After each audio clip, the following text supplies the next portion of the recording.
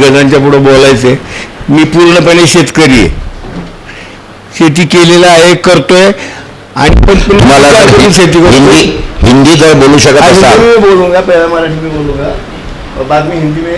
मेरी पूरा हिंदी में बोलिए, उसमें छोड़ी, क्योंकि क्या है कुछ लोग ऐसे, ठीक है, हम लोग तो हिंदी समझ लेंगे, लेकिन जो हिंदी प्रदेश से लोग आए हैं उनको मराठी बिल्कुल नहीं समझता है. लेकिन गोरे साहब, हमको एक आदमी भी रहे हिंदी वाला, हिंदी प्रदेश का, तो हमको उसके लिए बोलना पड़ेगा. हाँ ठीक है, बोलेंगे हिंदी में, बोलिए. वो टूटा फूटा रहेगा, उसकी चिंता मत करो. वही चिंता, वो ठीक है, लेकिन वो नहीं मानते हैं. नहीं, वो चिंता मत करो. यहाँ हम लोग विचार रखने के लिए बैठे हैं यहाँ पे. बिल्कुल बिल्कुल बिल्कुल ठीक है. मैं रण सिंह पवार, मैं वाला से होता हूँ, वाला तालुका पुरंदर जिला पुणे से. वहाँ मैं खेती करता हूँ.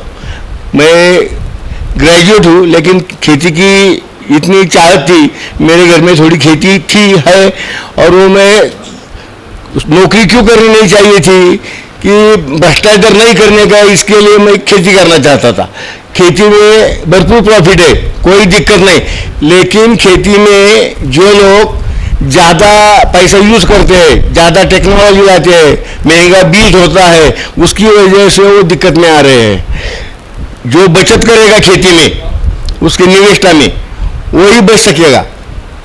अगर एखादा पीक, एखादा क्रॉप थोड़ा निकल जाए, कोई भी 2-3 महीने अपने डिजर्व होते हैं, लेकिन उससे कोई फर्क नहीं पड़ता. अगली बार वो सब प्रॉफिट में बदल जाता है.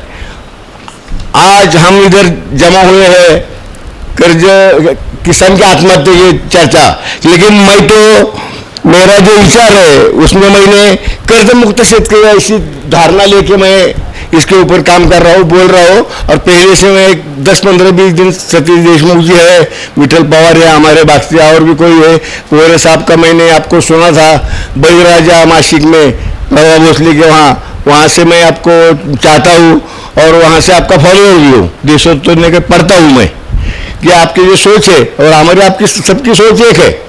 लेकिन मेरी सोच क्या है कि वो कर्ज मुक्त होना चाहिए. कर्ज निकालने से वो दिक्कत नहीं जाता है, वो उसको कर्जा नहीं निकालने की आदत डालने. वो कैसी है, वो जो वाइन होती है, दारू होती है, वैसा वो एकदम दिक्कत लग गई, एकदम क्या हिंदी में क्या बोलते हैं, आदत लग गई कि वो घुसता होता. और बैंक है, उनको सबसे प्रॉफिटेबल ये गोष्ट है कि लैंड के ऊपर वो पैसे देते हैं. लैंड तो सबसे कॉस्टली है, कोई भी खरीदी परचेस करने वाला कोई भी आदमी है, इसके वास्ते उन्हें बहुत इंटरेस्ट है.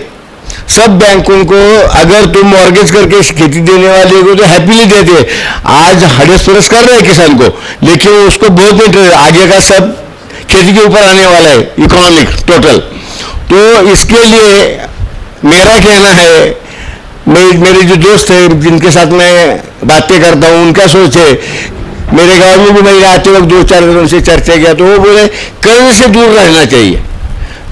भले उत्पादन कम हो, 2-4 महीने दिक्कत आए, लेकिन एक दफा कर्ज में घुस गए तो तुम वापस पलट नहीं सकते. या ऐसा एक अंधकार हो क्या, ट्रायंगल, बर्मुडा ट्रायंगल जैसा एक कर्ज का सापड़ा है. मैं भी उसमें अटका था, भेजा लगा उसमें बाहर निकला. ये मेरी जो ध्यान में आया वो आपके सामने रखने की मैं कोशिश कर रहा हूँ. अभी भारत की सब खेती निसर्ग पे अवलंबन है. बारिश हो, अकाल हो, वादळ हो, इसकी वजह से वो डिस्टर्ब होता है. तुम क्या बना दो सब खत्म हो जाता है. हवा, दुष्काळ हो, रोगराई है, उनकी तरफ से कोई सुरक्षितता नहीं है. उसकी अलग आपने जो कर्जे लेते हैं, वो कर्जा, वो लस का मतलब हिंदी में क्या बोलते हैं लस को, लस ही, हाँ, एंटीबायोटिक जैसे कि कोई बिल्कुल वैसा उसका यूज होना चाहिए. लेकिन ये कर्जे का उपयोग क्या हो रहा है, कर्जे का उपयोग एलर्जी जैसा हो रहा है हमारे ऊपर. हम कर्जा उठा के उसी दिन आड़ा मतवाड़ा खर्चा कर देते हैं, कुछ भी करते हैं। अभी मेरे हरियाणा वाले दोस्त ने बोला कि खर्चा किसान करता है, ऐसा करता है, बराबर वो बराबर यूज करता है, सब कर वो उसकी दिक्कत इसकी उसके सामने और उसके भेजे भी उतनी होती है कि वो कुछ नहीं करता, कुछ सोच ही नहीं सकता। इसके ऊपर मेरा भी ये कहना है कि ये 12 खेती करने से मतलब है। हमारे जो वो पवार है ना हिवरे बाजार के, उन्होंने एक दफ़ा बता था कि 8 महीने खेती करो, 4 महीने छुट्टी लो, 4 महीने 8 महीने 10 महीने 9 महीने जो हो 2-3 महीने छुट्टी लेनी चाहिए, विचार विमर्श करना चाहिए, अपना क्या गलत होया क्या बराबर है ये सोचता नहीं। किसान कुछ नहीं सोचता। हर रोज खरीफ आया सोयाबीन किया, खरीफ आया कापूस किया, रब्बी आया हरभरा किया, वो उसी में सोचता ही नहीं क्या करना चाहिए, क्या बदलना चाहिए। उसके लिए सोच के लिए उसके पास वक्त नहीं, बिल्कुल उसके पास वक्त नहीं। और जो बताते हैं वो भी सही ढंग से कंपनी वाले कुछ नहीं बताते, नवीन मॉडल लाते हैं, नवीन जो पिक लाते हैं। और उसका ऊपर अभी हमारे यहाँ गन्ना भी होता है। अभी गन्ना पहला क्या खेत में गन्ना था, वो तोड़ने का 4-8 दिन आदरने का कष्ट करने के बाद वो गन्ना होता था, भांडवल कुछ नहीं लगता था। अब तो नर्सरी लाइए, नर्सरी को 3 दफा ड्रेंचिंग करना पड़ता है, वो कॉस्टली 3-3, 4-4 रुपए को इतना होना पड़ता है। निविष्ठा किधर, पैसा किधर से है? और पैसा नहीं तो बैंक कर्ज देती है, बैंक नहीं तो कारखाना वाला कर्जे में दे रहा है। कर्जे की क्या जरूरत है? हमारा ही गन्ना लगा देना। और गन्ने को लगाने के लिए जो एक तारीख होती है, इस तारीख को लगाओ, वो तारीख, वो क्यों? किसान अपने घर के लोग लेके 2-4 दिन में लेके वो तारीख लेने के क्या मतलब है? एक ही दिन ये जो टाइम टेबल लगाया किसान खेती को टाइम टेबल नहीं चाहिए। कौन सी बात को? कर्जा वसूली के बारे में मेरा कहना है कि कर्जा वसूली में 31 मार्च को भरो, 30 सितंबर को भरो, 30 जून को भरो। अरे भरे क्यों? क्या मर जाते हैं क्या? बैंक वाले मरते हैं क्या? ऑफिसर मरते हैं क्या? सिस्टम मरने वाली है, उसको पैसा नहीं आ रहा। पूरे भारत में, पूरा दुनिया में हमारे वो कालिदास आपेट जी का कल ही लिखा आया था, और क्या अमेरिका के रेट आए कि प्याज का रेट क्या है, शुगर का रेट क्या है, बटाटे का रेट क्या है, कांदा का रेट क्या है। अरे अपने से 10 गुना उधर ज़्यादा रेट है, और इधर हमारे यहाँ। इसका मतलब यह है कि हम जो करते हैं उससे हमारे हाथ में आता ही नहीं कुछ।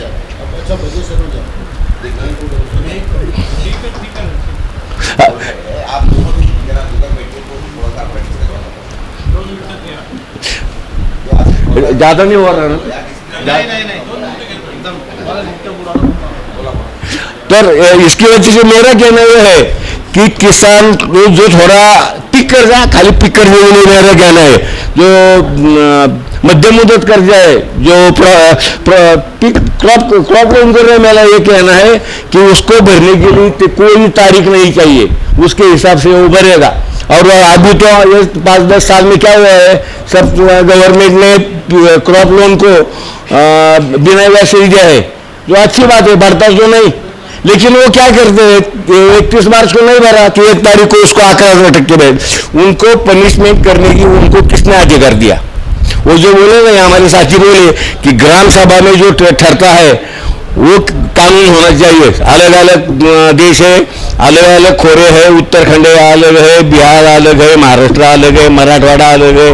ये सब सोच के ये एक यूनिवर्सल होना चाहिए कि किसान को जो पिक करने लेता है उसको वसूली की तारीख नहीं होना चाहिए, उसको दंड नहीं होना चाहिए। वो किसानी करता है, इसका मतलब वो संस्कृति यानी फैमिली संभलता है।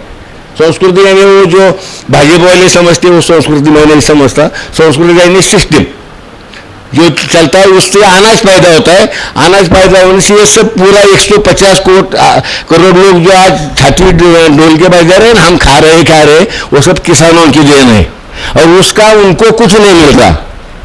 मेरा आज यही कहना है कि किसानों की लैंड कभी भी मेरा मॉर्गेज नहीं होना चाहिए कि ये खेती ये बेचने की वस्तु नहीं है। हम क्या अपना हृदय नहीं बेच सकते, किडनी नहीं बेच सकते, मेरी भूरी आंखें नहीं बेच सकता। तो खेती गिरवी रखने की किसने अधिकार दिया, और बेचने को भी किसने? मेरा तो है, जिसको खेती नहीं करनी है वो खेती सेक्शन जमा करो, जिनकी लेनी है। कुछ विनाकारण इस खेती बेचने से इतना पैसा मार्केट में आ गया कि सब फैमिली बर्बाद हो गए। शहर की बाजू में जो फैमिली है ना, वो सब उनका बर्बाद हो गए। वो फैमिलीज, वो गाड़ी लेते हैं, चेंज करते हैं, और क्या क्या अलग अलग ढंग करते हैं, कुछ भी करते हैं। ये खेती के ऊपर से, ये खेती इतनी महंगी नहीं होनी चाहिए, खेती की कीमत भी इतनी नहीं बढ़नी चाहिए। वो जगने का साधन है, खाने का, पीने का, और उसमें अपना दिमाग लगा के कुछ डेवलपमेंट करने का साधन है। इसको इस तरह से, इस नजरिए से देखना चाहिए। मेरा थोड़ा 2 मिनट और दीजिए, जो मेरे को लिंक आ गया बोलते हैं तो मैंने जो ये कहा। और एक मतलब है कि जो आत्महत्या होती है वो बैंकों की कर्जे से अलग खाजगी कर्जे जो होते हैं, हर गांव में, हर बस्ती में वो खाजगी पैसा देने वाला होता है। 10%, 15%, कितना भी लेता है, क्या भी लिखे देता है। इसके लिए मेरे विठल पवार जी, विठल पवार जी, पोरे साहब, अपनी जब जितनी शेतकरी संगठन है, राजू शेट्टी की हो, किसान सभा हो, कोई भी हो, किसान दिल्ली का हो, मोर्चा हो, सभी ने जोर देना चाहिए कि उनकी खासगी जो साहूकारी करती है उनकी यादी बना के कलेक्टर और सब पूरा प्रशासन उनको पीछे लगा जाना चाहिए। हम तकरार करेंगे, हमारी जिम्मेदारी है।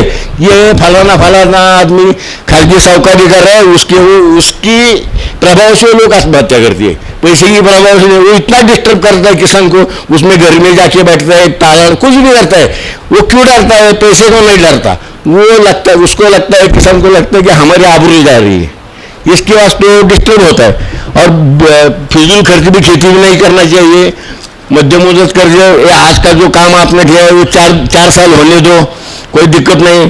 बावड़ी खानी थी एक ही तो दिन में नहीं होनी चाहिए, 3-4 दिन। हमारी पे ऐसी थी पुरखों थे ना कि पहले 5-10 फुट खानी, दूसरे दुष्काळ परत 10 फुट गए, कर्ज में नहीं गए किसी। आप क्या होते हैं, 5 लाख 10 लाख झटके से निकालते, कर्ज निकालते, गिर निकालते। वो जो गवर्नमेंट सर्वेंट आए ना आज के, सब आज के सब माली लोग हैं। कोई किसी को राग आया तो नहीं, मेरे को कोई दिक्कत नहीं कि, लेकिन उन लोगों की देख के सब डिस्टर्ब हो गया समाज।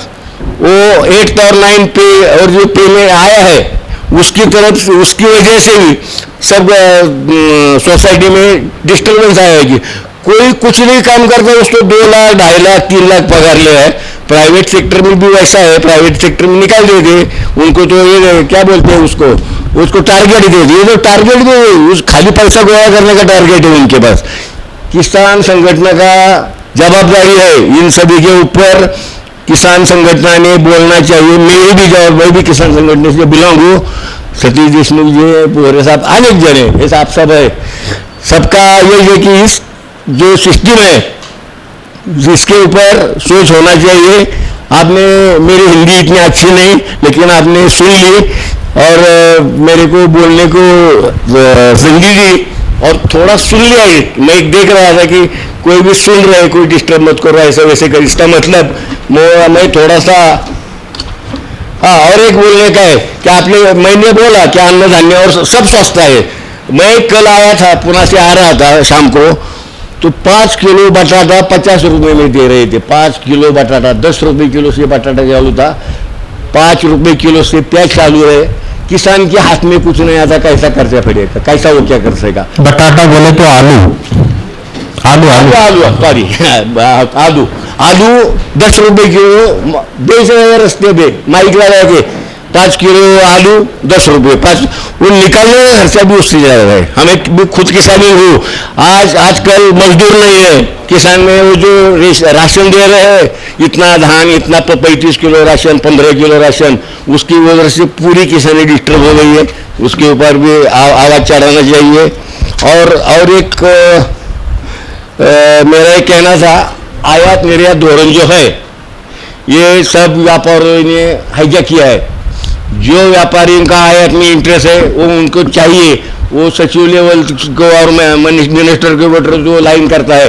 प्याज नहीं निर्यात कर सकते, हमारे शिवाजी नारायण किलेकर के दोस्त वो बोलते प्याज निर्यात नहीं करते। कांदा, प्याज का कांदा मसाला जाता है, गेहूं नहीं निर्यात करते, बिस्कुट जाता है, शुगर नहीं निर्यात करते, चॉकलेट जाता है, दूध नहीं निर्यात करते, वो कैडबरी जाता है। उन सबको जिनमें 300% प्रॉफिट है वो सबको, इसके ऊपर भी हमने प्रभाव रखना चाहिए। वो जो हम बोलते हैं, हमारे नामधारी लोग प्रतिनिधि जाते हैं, उनके ऊपर भी चर्चा करके उनको वो बोलेंगे, मैंने वो ध्यान भी नहीं देंगे। हमको ही जागरूक होना चाहिए उसके ऊपर क्या करने गए आप जो दिग्गज लोग को। और मेरा जब हो गया और कड़धन्य का भी धंधा उन्होंने खत्म कर दिया। कड़धन्य का दक्षिण अफ्रीका से कड़धन्य आता है। दक्षिण अफ्रीका से कड़धन्य क्यों लेता है? इंडिया सरकार ने अभी प्राइवेट सेक्टर में हथियार बनाने की कुछ कल्याणी ऐसे उद्योगों को हथियार बनाने के तोहफे क्या क्या बना देते हैं प्राइवेट में। वो क्या करते हैं, उधर से कड़धन्य आयात करते हैं और उनका हथियार देते हैं। प्रॉफिट क्या है कि इधर की खेती खत्म हो गई, जमीन की डूब हो रही है। आदमी लोग, किसान लोग, वो उसके पास जो जानवर थे वो खेत में बांधते थे, उसका पाउडर यूज करते थे। अब वो सब, अब मैं आया तो सब हमारी भी वहाँ ऐसा है। पहले हमारे गांव में बिल्कुल जमीन बंजर नहीं होती थी, लेकिन आज के हिसाब से 40-50% जमीन बंजर पड़ी है। थोड़ा सा गन्ने की वजह से थोड़ा सा हमारे एरिया में चालू है, लेकिन कर्जा उसमें बाहर जाता नहीं, वो वैसा ही डिप डिप होगा। इतर जो खर्चा है सोसाइटी में जो प्रेशर डाला है, किसी के ही घर में 3-4 फोन होते हैं, 300 रुपये उसका जाता है, टीवी का रिचार्ज होता है, 2000 रुपये तो उसके ऊपर जाते हैं, 1000 रुपये गैस को जाते हैं। ये पहला कुछ खर्चा नहीं था, वो खर्चा इस वक्त तेल 150 रुपये 200 रुपये किलो हो गया है। पहले किसान अपने पास करडी वगैरह कुछ करके बचा था। कितना तेल यूज करता था? मेरी छोटी मेरे बचपन में मेरे आसपास के लोग मेरे एक ऐसा बोट लगा के थोड़ा तेल डालते थे, उसमें वो रोस्ट करते थे, क्या फ्राई करते थे मसाला। आप क्या तेल में डुबा देते हैं, उसका हिसाब हमारी बॉडी पे हो गया है। ये बहुत ज़्यादा बोलने का मेरे को भी समय नहीं, आप मैं ज़्यादा बोल रहे हो, मेरा जो कोई अगर गलत हो तो, और उसके हिसाब से पैसा नहीं आ रहा, वो आयात निर्यात से किसानों को मार रहे हैं। ये व्यापारियों ने हाईजेक किया है, ये मंत्री लोग या ये खासदार को मालूम है क्या कि लोग रेलवे से जब आते हैं जनरल डब्बे में क्या है, कितनी दिक्कत होती है, कैसे लोग एक मेके के ऊपर बैठ के आते हैं, ये कभी देखने नहीं। ये सब जो प्रतिनिधि है और ये पूरी सिस्टम है वो क्लास 1 के लिए है। क्लास 1 बोले तो अधिकार नहीं, क्लास 1 में जिनके पास ज़्यादा पैसा है, जो अनैतिक मार्ग से पैसा कमाते हैं, उनके लिए सब सिस्टम है। हम सब उस सिस्टम के वो जो कर्जा है कि मेरे दूसरे लेख में लिखा है मैंने कि जागतिक संपूर्ण समाज, संपूर्ण देश, पूरा ह्यूमैनिटी कर्ज के बोझे में आ गई है। अमेरिका के ऊपर हम 10-20 लाख कितना कर्जा हो गया, कुछ 10-20 लाख टन ऐसा कोई बोल रहा था। 1-2 मिनट में पूरा करता हूँ मैं, आया ध्यान में तो नहीं। अमेरिका के ऊपर 90 लाख करोड़ का कर्जा हुआ है। क्यों हुआ है? अमेरिका, वो जो नाटो वो था उसका सब खर्चा, वो जापान का कर्जा उनके ऊपर है। चीन का कर्जा मार्केटिंग सेवा कि, लेकिन जापान ने उधर खर्चा ही कोई नहीं किया। किसके ऊपर? वो जो युद्ध करते हैं ना, उसका वो उधर कर्जा का मतलब क्या है? चोर लोगों को कुछ कर्जा का नहीं होता, वो विजय मल्ल्या तरफ निकल जाते हैं। किसाने भी वैसे है। मैं थोड़ा इधर उधर हो रहा हूँ, माफी चाहता हूँ। नमस्ते, मेरा हो गया, थैंक यू। रणसिंह जी पवार